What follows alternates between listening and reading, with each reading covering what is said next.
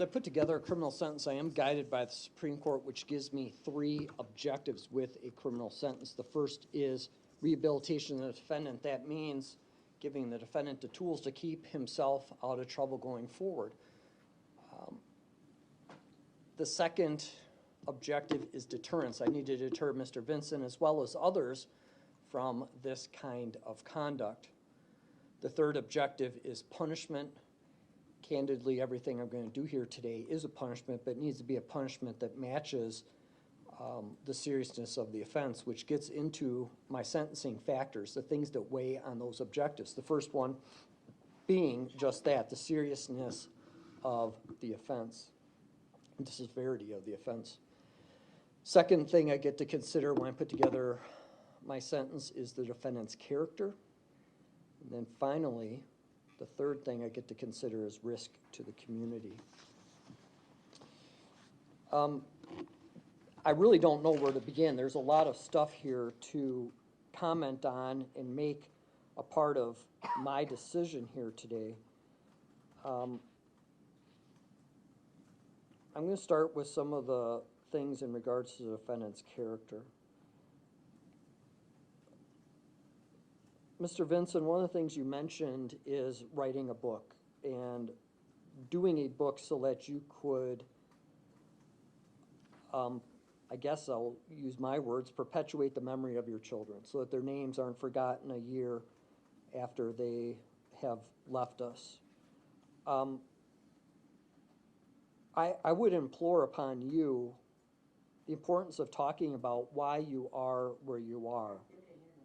And whether you decide that you want to, all right, the people that are on Zoom, they can't hear me now because someone started talking and I had to mute the courtroom.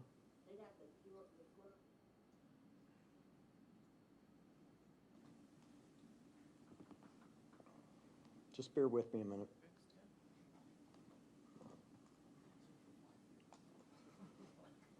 There's a countdown that occurs to make it turn on, so just bear with me a minute. There we go. It's back on. All right, so those that are on Zoom, please keep yourself muted, otherwise I will remove you from the Zoom hearing. Okay, so what I was trying to get to you, Mr. Vinson, is imploring upon you, convincing others of the dangers of drugs, and I guess I'll say the drug culture, having an automatic weapon, things of that nature that, frankly, in my opinion, and I think perhaps from some of the comments I heard from your attorney, you even admit, starting use of marijuana at age 11. Nobody should be smoking anything at age 11, let alone a controlled substance like marijuana. And here you are, several decades later, I can't do the math in my head, but nonetheless, nonstop use from age 11 until you got arrested about a year ago. And then you have these psychological issues. No surprise, marijuana does affect people's brains, especially when you're using it in those formative years of your teenage years and even pre-teen years. I hope you take this as an opportunity to educate others as to just how harmful it is and what it did to you and your life. I do appreciate as well that was highlighted by Mr. Hughes that you immediately admitted the fact that you were under the influence at the time of the accident. I think that allows the law enforcement officers to get focused on a cause after they take care of those that are injured. They're able to start investigating, and they had that information, and they were able to start focusing specifically on what perhaps motivated or what caused that accident.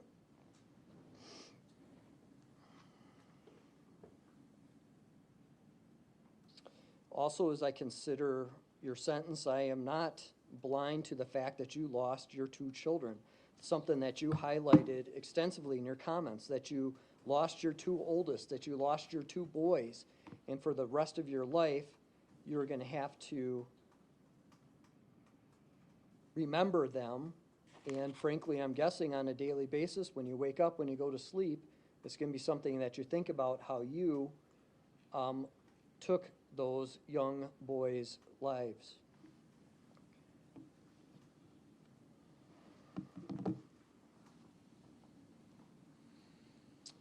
With that, let's talk about the severity of this offense. First of all, the most obvious thing is that we have 4 people that were seriously injured, 4 children that were seriously injured, if I have this correct in my head, 2 of which were obviously killed. But this niece who lost control of her arm and the boys, this was, as stated by Ms. Opper, this was all very predictable and frankly easily avoidable. The fact that you had been stopped several times, 4 prior times for seatbelt violations for these children, but yet here you were once again on a long road trip. You had no safety seats. You did not have enough seatbelts for these children. Assuming you were just going to speed limit, 70 miles an hour, and a drive from Minneapolis in November, I can't even think of the number of deer that you drove by that could have easily jumped out in front of you and caused an accident, and those kids would have been at serious risk of being injured. But yet you didn't do anything about that, let alone the conscious decision you made to go 113 miles an hour on a 2-lane road with those children in your vehicle, not seatbelted, not in safety seats, not in booster seats, whatever is appropriate for those children. I know one was 14, so she was probably big enough not to be in a safety seat, but nonetheless was not belted. That's incredibly reckless, and frankly, I think the severity is nearly off the scales, which gets to this next issue, which is the fact that you're fleeing an officer. That's something that's occurring all too often in this community and frankly in this part of the state. People are fleeing officers, and on a weekly basis at least in this and neighboring counties, somebody's being killed by someone fleeing an officer. Whether they kill themselves or they kill somebody that they hit, it's happening all too often, and frankly the legislature, recognizing it over this past summer, has increased the fines for fleeing an officer.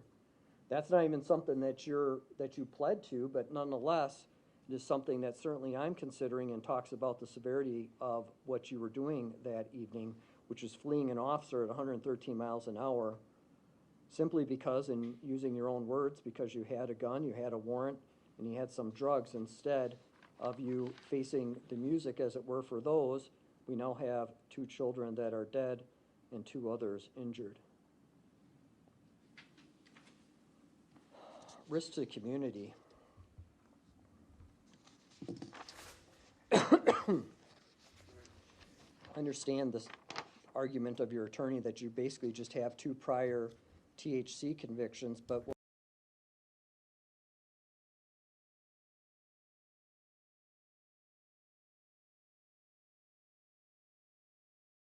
criminal behavior, that you were selling drugs, that you had that weapon presumably to protect your occupation. But I also look at the fact that just a month prior, 43 days prior, you fled an officer. It sounds like, at least from the letter that we got from victim B, that the kids were perhaps in the vehicle at that time. Again, this just shows a increase in behavior that frankly shows that you are a risk to this community.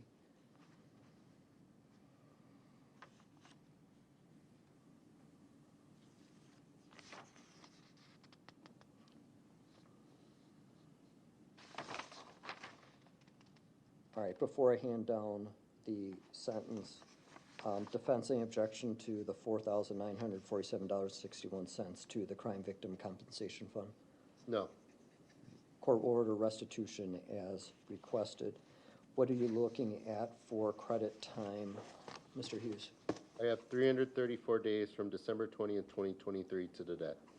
State any objection on 334 days credit? No, Your Honor. The court will give the defendant 334 days credit towards count 13, which is, count 13 is firearm by a felon. Let's talk about conditions of extended supervision. Conditions of extended supervision is the defendant will undergo an AOD assessment, follow through with any treatment as recommended. The court will also order absolute sobriety with random urinalysis. No use of possession of alcohol or any controlled substances without a valid prescription, including no possession of drug paraphernalia. All prescription drugs are to be taken only in manner in which they're prescribed. Your probation agent needs to know about those prescriptions. You're not to use, possess any CBD products. You're to follow through with any other assessments, evaluations, treatment, and counseling recommended by the agent, full-time employment and/or schooling. I think a criminal thinking course makes sense as well. Defendant is not to associate with any known drug users or dealers, and no contact at any place where illegal drugs are purchased, used, storage, packaged, or distributed. I understand that the defendant has some mental health concerns. I will also order mental health psychological evaluation and then follow through with treatment as deemed appropriate. No operation of motor vehicle without a license, and no possession of any dangerous weapons, no knives, firearms, tasers, pepper spray, things of that nature. And then as stated, the restitution as ordered. Additionally, Mr. Vinson, you have been convicted of several felonies. As such, you're not allowed to own or possess a firearm the rest of your life unless you're able to get a pardon from the governor. Additionally, you lose your voting privileges for the duration of the sentence, which again, on count 3, I am going to give the 13, excuse me. I'm going to give the defendant a maximum sentence for that. The defendant had a prior firearms conviction, and additionally, he was out on bail for firearms. As such, I am going to sentence him to 5 years initial incarceration, 5 years extended supervision. In regards to count 15, this is injury by use of a vehicle with controlled substances for victim E. I wish I had the names of these victims. I know some of them are minors, as such I probably would not read them, but nonetheless, I'm going to sentence the defendant 2.5 years of initial confinement, 5 years of extended supervision. For count 16, this is for the injury to victim D. I'm going to order another 2.5 years initial incarceration, 5 years of extended supervision. Again, that's for injury by use of motor vehicle with controlled substances in system. In regards to count 17, this is victim A. I will sentence the defendant 10 years initial confinement, 7 years of extended supervision. And then finally for victim B, as requested by the mother, I am going to give a max sentence, 15 years initial incarceration, 10 years extended supervision. Those are consecutive to each other, consecutive to anything else. I will not make the defendant eligible for any programming. With that, anything else the state needs me to address today?